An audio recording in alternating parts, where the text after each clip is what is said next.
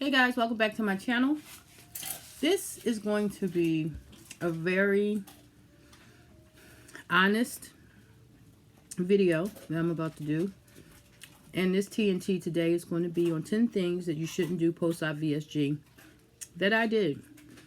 Yeah guys, I'm going to keep it real with you. And the reason why I'm going to share these things with you and tell you what I did is because there are so many misconceptions in the VSG community, and a lot of people are saying things that they've been told by their surgeon, and other people are saying things that are complete opposite that they've been told by their surgeon. So what I'm about to do is tell you guys these things that I've done because I'm a rebel, and I just really wanted to see what it was about, see how it would affect me, see if it would affect me, and use it to report back to you guys. So here we go. Number one, eat carbs. A lot of people post-op VSG do not eat carbs. And a lot of those people, I think, are the big losers. I think that they are the people that you see losing 15 and 20 pounds a month because they pretty much adapt to a keto diet. And, you know, with keto, there is no carbs. I eat carbs, guys. Yes, I do. I cannot eat them in a large abundance, of course. I still eat in moderation, which I told you guys was going to be, you know, that was the point of my surgery. It was not to eliminate anything from my diet, more than learn to control the portion. So yes, I eat carbs. I do not think there's anything wrong with eating carbs. In fact, in my post-op, carbs were part of what they were telling me, you know, that I can eat. You know, in my soft stages as well as in my parade stages, I can eat cream of wheat. They were talking about applesauce, and anybody that knows, yes, those things are carbs. So carbs is not going to kill you. I'm not suggesting anybody do anything that I'm telling you that I've done. I'm just telling you that I've done it, and my doctor had no problem with it, and it has not hindered me in any way. It may have slowed my weight loss down, but it hasn't hindered me from losing weight. Number two, drinking out of a straw.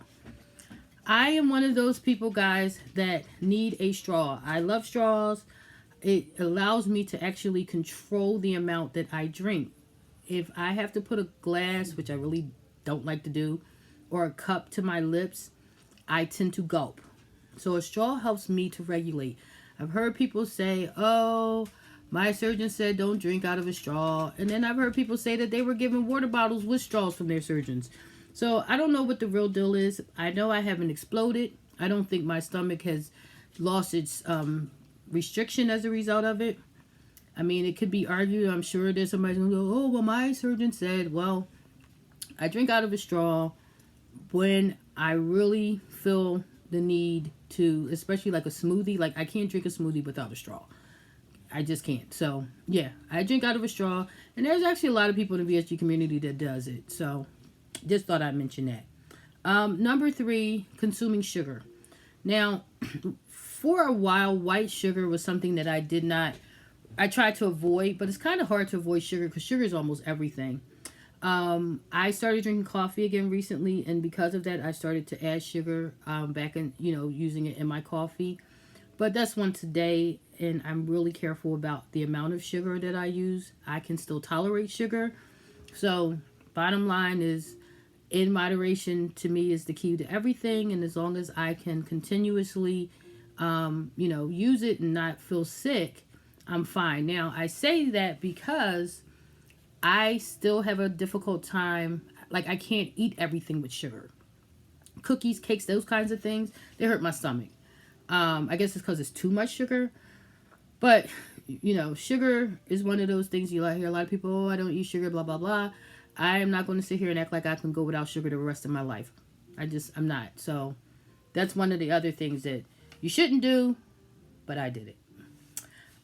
Number four, taking a bath after surgery. Now, when I say take a bath, guys, first of all, for me, surgery, after surgery, and since surgery, I have taken a bath every single day, at least 2 a day.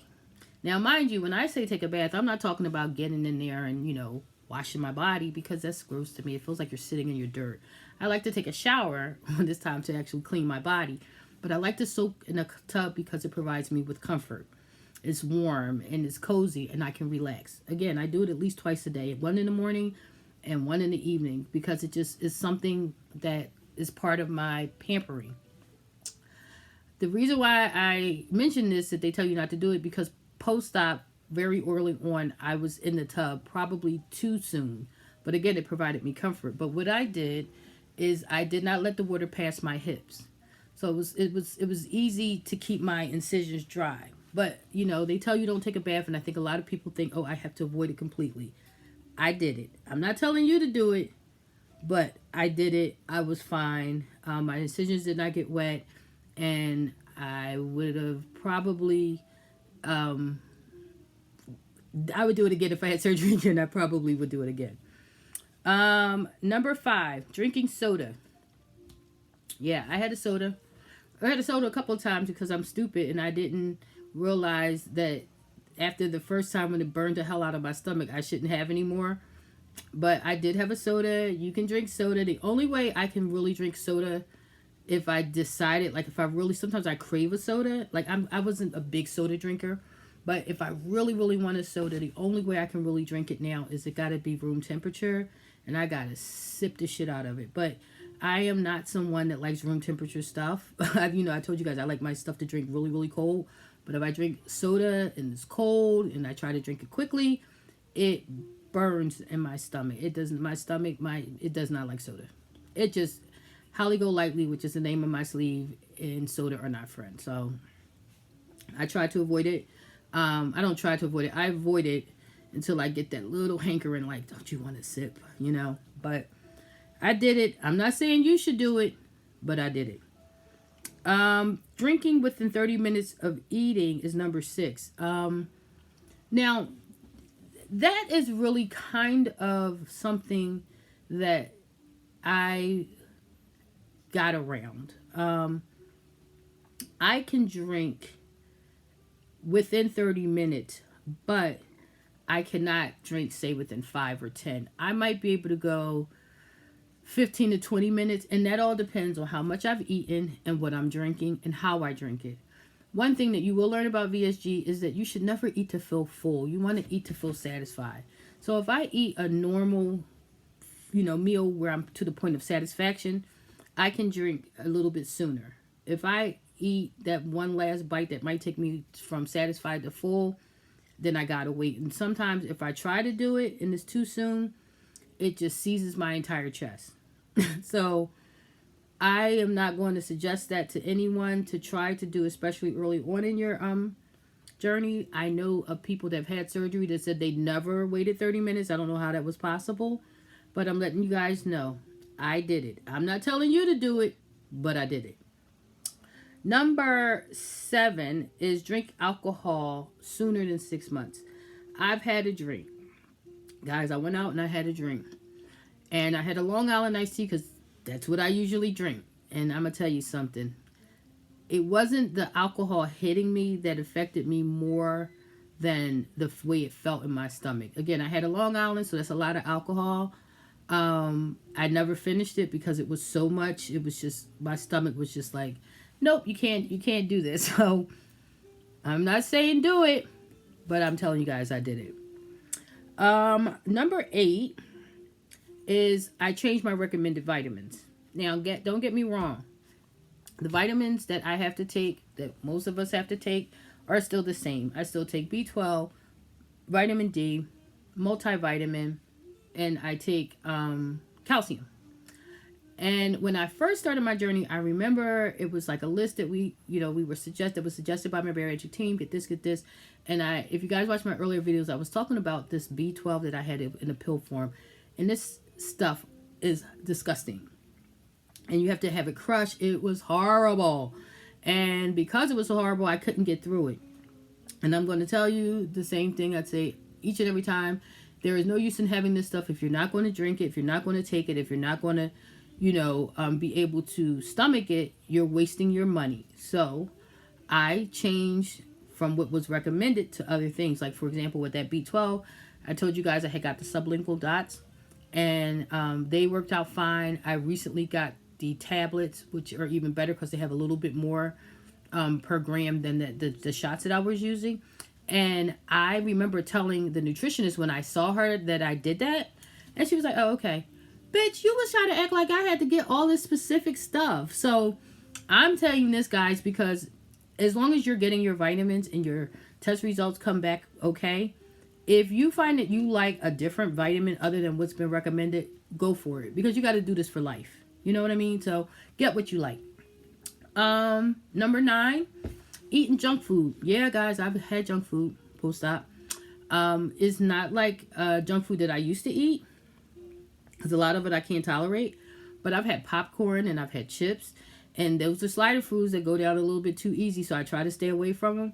But again, moderation is the key to everything, and it's about just figuring out, like, okay, if I'm going to eat popcorn, let me at least make sure it's not the super buttery kind. Do you know what I'm saying? So just making wiser choices. And my very last thing that I did post-op VSG is I moved through my stages a little bit quicker than what was recommended.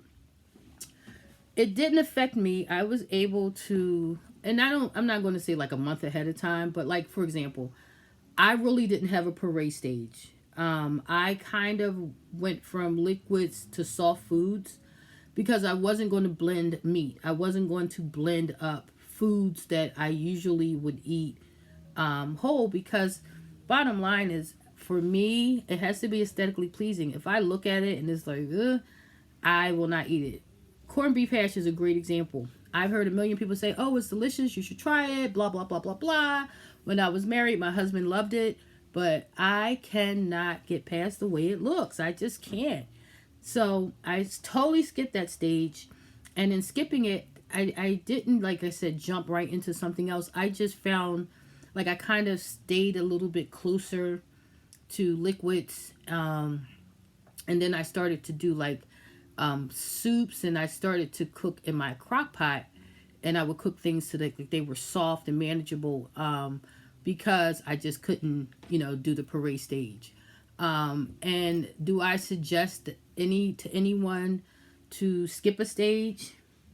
Nope. I'm just telling you I did it. I'm not telling you to do it. So yeah, guys, that is my honest VSG video about things that I did post-op VSG that I probably shouldn't have done, or I did against my bariatric team advice.